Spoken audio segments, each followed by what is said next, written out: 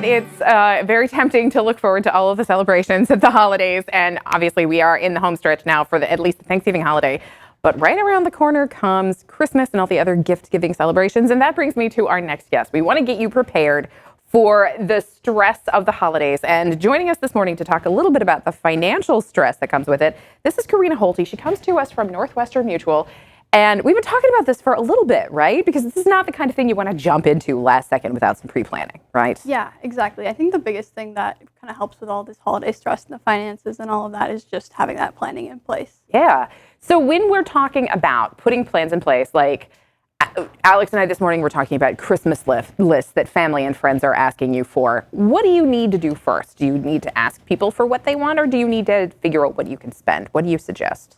Yeah, I definitely think having a budget in place is important. And then, as the time starts to roll around, you get those Christmas lists from friends and family. Mm-hmm. It's really tempting to just go out and try and buy the biggest gifts and the best gift. And it's also kind of one of those things that we tend to save for December, but something that can kind of help with that. So having that budget in place, knowing how much you're able to spend, and then also kind of planning that, structuring it so that you can kind of spend over a couple of paychecks or a couple of weeks rather than waiting till that week right after Thanksgiving and trying to do all your purchases in that time frame. So really, it's worth sitting down. And I mean, obviously, we're all busy trying to get ready for Thanksgiving. You probably have relatives coming in from out of town. You have a giant 20, 30-pound turkey thawing in the refrigerator. But now is really the time you need to start kind of figuring out what your options are, right? Yeah, exactly. And it kind of depends, too, because I think, like you said, the food, that'll be more of a last minute. That's maybe a week before, 2 weeks before kind of thing. Sure. But things like Christmas presents, decorations, those types of things are things that you can start planning ahead of time to kind of ease that stress as it gets closer to the holidays. Right.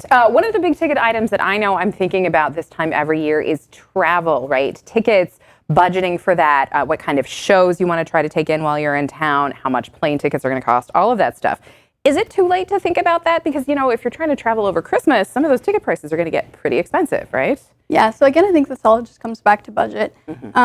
Knowing how much you're able to spend and then kind of structuring your holiday plans around that. And I know also when we all want to travel, we all want to see family and those kinds of things. But I think just communicating with your family, with your spouse, what you're able to spend kind of this time of year. And just having those clear expectations in place can kind of take some of the stress off the board. Right.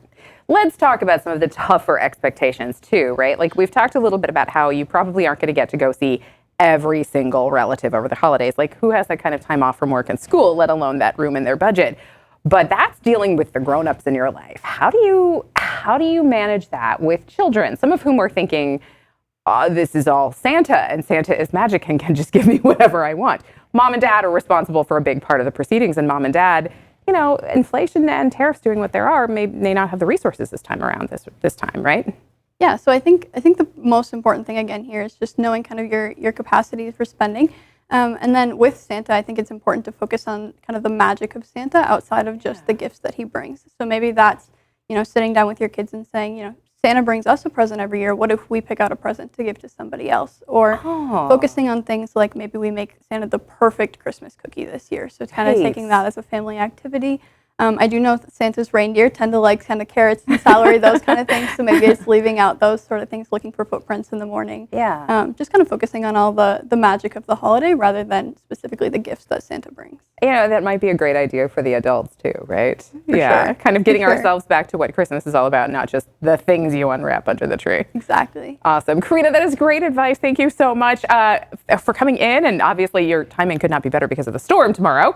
So we are going to get you guys all set up with all the information you need about how to get that budget planning going and how to have a financially serene holiday rather than sometimes the way it goes.